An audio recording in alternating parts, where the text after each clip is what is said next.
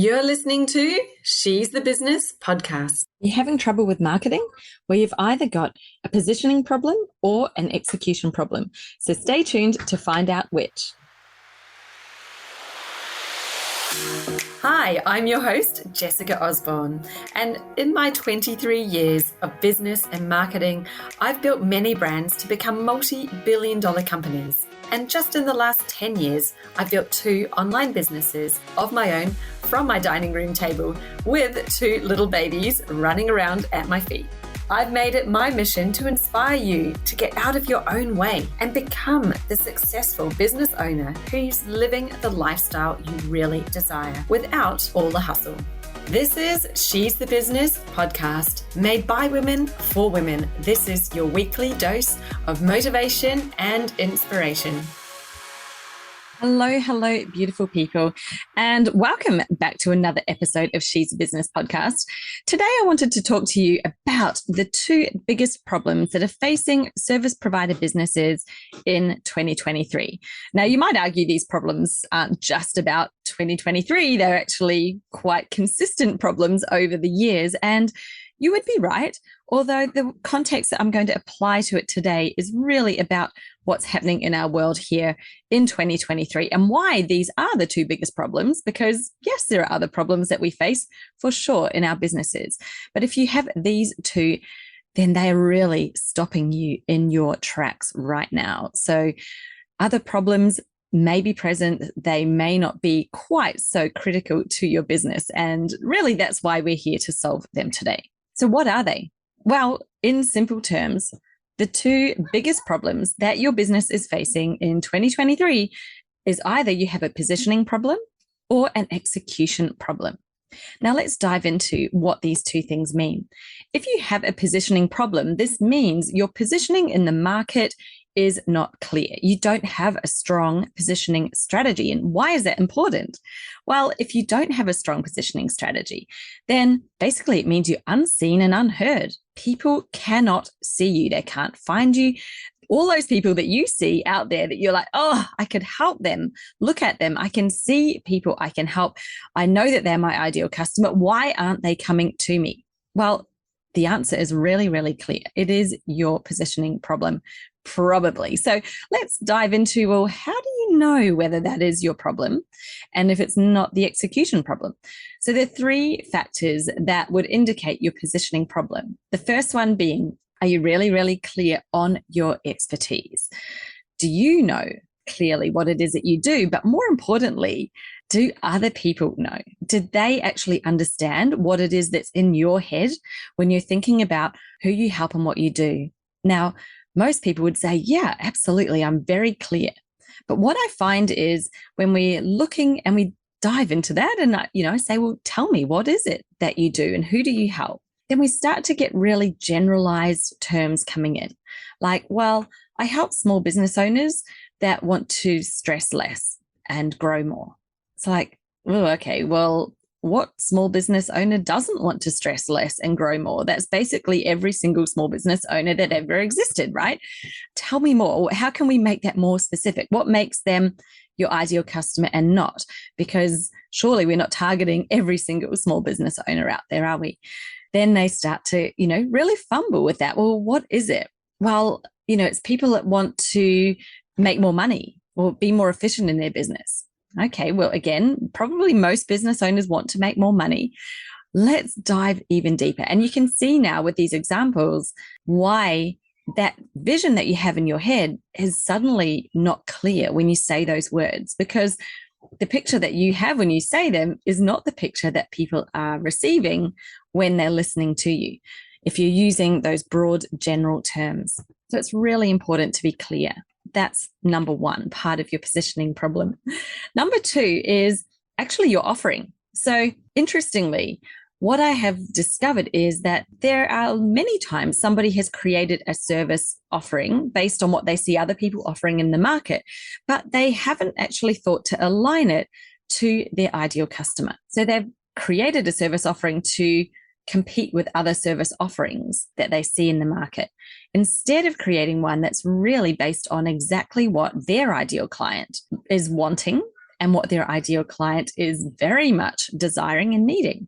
So that sounds probably like, well, what are you talking about, Jess? Like, surely if the service offering is one that's on the market, it's one that people need. And it's like, aha, yes, right? Of course it is. But who is it that needs it? Not everybody in the market has the same problem or need that they're trying to solve. When you think about it, let's use an example of a website, for example. You might say, well, every small business needs a website. Okay, at a broad level, yes, we potentially all think we need a website, yes. And maybe we can do business without one. I'll say that, and for sure, there are many businesses out there that are doing fine without one. But let's just pretend for now that everybody needs a website. Not all websites are created equal, though, are they?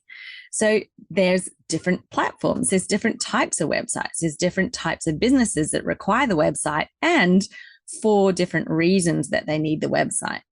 So as soon as we start to add in those different layers, then suddenly it's not just about having a website, it's about having a website for a purpose, for a need, to support a business operation, to support their processes. What is it supporting? Is it supporting marketing? Is it supporting sales? Is it supporting their brand? What are the primary focuses for the website for that particular business, and how does it fit in to the broader scheme of things? Because if that's very honestly what your client is thinking, they know why they need their website. But if you are not connecting with them, with your offering, then it's very likely to be sort of feeling like, well, there's an option there, but that's just about a website. Whereas somebody who's speaking to them about their needs, for example, if their website is to give them more, to help with their marketing, to gain leads, well, it's going to be a very responsive, easily found website that is attuned to converting people into leads, right? That's very different. And you might be thinking, well, there's different platforms that people use. Yes, all of those are factors in someone's decision making. So you've got to be the right fit for them. Someone doesn't want just any old website. They want the right website for their business. So that is number 2. Positioning problem. Have you even got the right service that your ideal customer wants? Or are you speaking about it in the right way that, it is optimized and it has been tailored for your ideal customer?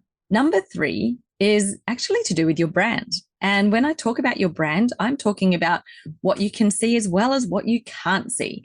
And as somebody who's worked in marketing and branding for coming up to 25 years now, I can tell you for sure that what you can't see is probably more important than what you can see. What you can see is what we all focus on, the graphics, the logo, the photos, all of those elements that you can see. But I'll tell you now that the thing that gets somebody to buy from you, the thing that actually brings them in, gets them into your audience, which we're talking about with that positioning, is about how they feel. It's about the non-tangible, non-visible things that are part of your brand. So what is the energy you're putting out? What is that vibe? How are you actually connecting with them? And connections are made through all of the 5 senses. So think about that for a moment. And, some of the most important things, which most companies kind of use as, let me see, what's the right word here? Most of them put values in this bucket of, we need to have some brand values. Let's pick some words that we like, and there we go. Really, when we're talking about a service provider business, brand values are actually your values as a person. Like, what is it you value? What is it you absolutely firmly believe in? And maybe even what you firmly don't believe in, so that it's like the negative value, right? You are very much against it, which means that the style of what you do, what you put out there, how you operate, how you act, what you see as important, your ideal customer wants to know that the same things are important to you. And it's not about some fancy words or graphics on a page. It's actually about how you're acting day in, day out, that they will see these values in real life. So how are you connecting with them through your brand? Right. They are the 3 things that would help to identify whether you have a positioning problem, is why you're not getting clients. If you've got any of those 3 not happening, then that would be why. This is for you. You need to go and think about, right, I've got a positioning problem. I really need to solve it so that I can attract the right people into my audience. I can stop being unseen and unheard and, actually have an easier way to get clients. Now, you might see there are businesses out there who have a strong positioning. We know exactly, well, I know what it is that they do. I know who they help. It's very clear, right? So they have a strong positioning. So why are they not getting clients then? Well, this comes down to problem number 2, which is your execution problem. So what do I mean by an execution problem? Well, this is very simply the problem of actually taking the activities to help somebody go from a stranger to a client. And what we can see there is there are sort of, again, 3 elements that go into this. When somebody has an execution problem, it may feel like they're actually doing a lot of activities, but it's just that the activities aren't producing the results. So that means that there's disjointed activities, no alignment between them. And like with everything in life, as in business, as in with ourselves, as in with the universe, everything works when it is in alignment, right? Even your own body, your spine. If your spine is out of alignment, hey, guess what? Your body just does not work as well. Well, it is exactly the same in business. And alignment is the invisible thread that links things together in your business. There's different levels of alignment. And we've already spoken in problem 1 with the positioning about a lack of alignment between these 3 elements, a lack of alignment between your target market and your expertise and your service offering, and then your brand. And all of them need to be aligned. You know, we saw that your brand needs to be aligned to your ideal customer, also to your expertise, also to your values. There are many threads of alignment that are happening within the business. It's not just about aligning to you. It is alignment to you, to them, and also between these different strategies within your business. When we get to the execution, alignment is absolutely critical. And you might see marketing activities being done. It's kind of a bit like that whole throwing spaghetti on a wall, right? There's little bits of spaghetti going everywhere, but are they aligned? Are they actually working together, or are they just actually creating a mess? Well, we would say they're probably just creating a mess because nothing is sticking. Okay. And the reason why they're not sticking is because we've got disjointed activities happening. The beauty of this is when you have alignment, when you actually choose and select the activities that you're doing because of the alignment with the other ones that you've chosen, then you'll find that you need to do far, far less to get the result. And this, I think, is a really great takeaway point here. You know, are you currently doing too much and not getting a result? Well, that could signify that you are lacking alignment in those activities. So we've got marketing activities. So that's one of the areas. If you've got an execution problem, are you even doing any marketing? So some people actually dive straight to the sales. All they're doing is they're out there DMing people saying, hey, I've got this really great system. Do you want me to send you a free video on how it works? It's like, whoa, we're just like straight to a sale.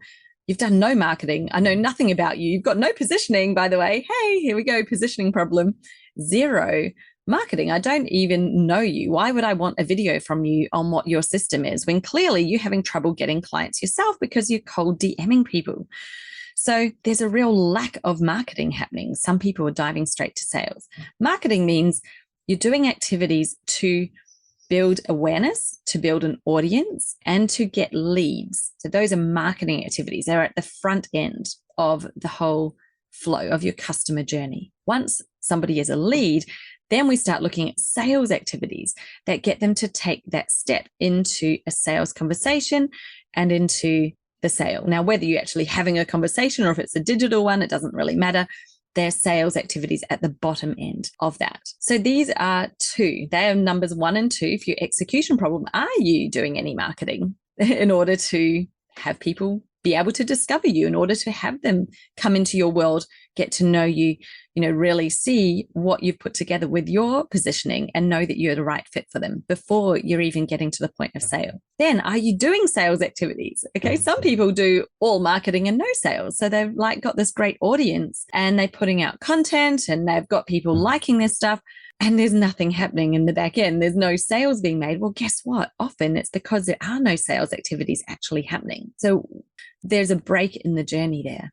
And we need to have both in order for someone to go from stranger to client. So we need to have both there. Now, the third part of your execution actually connects really strongly back to your brand. And this is messaging. Now, messaging is not just the words that you write. It's not about your brand tone of voice. It's actually, are you creating desire for your service offering to the people who you want to buy it through what you are saying, what you're writing, everything that you're putting out there? Is your messaging actually effective? So that is an execution problem for sure, and easy to fix any of these. They are skills that you can learn. It's really quite, break it down and you can see, have we got all of these steps in place? And if we don't, well, guess what? That's easy to figure out. Well, we need to put something in there because we've got a break in the journey. Messaging, as you can just see, is aligned to your brand. That's how you say your messaging, how the energy that you use to put it out there is about you, your brand. The fact that you're connecting it to your service offering, there's alignment there, your messaging and service offering, and that you're connecting it to the person, your ideal client, connecting it to their desire, what it is that they want, the outcome, what it is that they really need to solve, that they know they need to solve already. That's why they're here. Your messaging connects it all. And you use your messaging throughout your marketing and throughout your sales. So maybe I've just blown your mind with this alignment that needs to happen. But also, when you look at it, rise up to that 10,000 foot view, it is actually really, really simple. There are two problems. You've either got a positioning problem or an execution problem. And within each of those, there are three areas that you can look at. Where is this problem really caused from? Is it caused from my niche, my service offering, my brand? Or is it caused from my marketing or lack of, my sales system, or my messaging? And when you have got those, then guess what? The clients, they turn up, they buy, it's easy, and it works. So they're the two problems that are facing you in 2023. Now, why did I say 2023? I'm circling back to the original question that you may have had. Well, it's a very busy place out there in the internet land, online business land. There's so many small business popping up every day. Solopreneurs, but then soon may turn into entrepreneurs with a team, with more than just them. People are starting businesses, and it's easy to start a business in a service because you don't need facilities, you don't need stock, you don't need a lot of capital, you don't need machinery. If you're doing an online business based on your expertise, it's one of the easiest types of businesses to start, which means a low barrier to entry, which means it's even more critical than ever to make sure that your strategy is really strong and aligned. And you can have this right from day one. This is not about a business. You don't have to be already in business for 5 or 10 years to suddenly get a strong positioning strategy or get good at execution. You can start off small. And I love to make it the least amount of dots that you need to connect to get from A to B, right? We want the stranger to become a client. Well, we don't have to build a 10-step crazy complicated funnel. Guess what? We can start with just one step. What is the most simple thing we can do? Now we might add in another one. Now we might add in another one as we grow, as we evolve, as you get time. But we're adding something into a connected journey because we've started from connecting the start point with the end point. And then we can add in steps that help more people who need a few extra steps in there to make that journey possible. There will always be some that are really happy to take the shortest path. So I always love to start there and then to build in a bit more complexity, a bit more of the journey as you evolve, because you don't need it right from day one.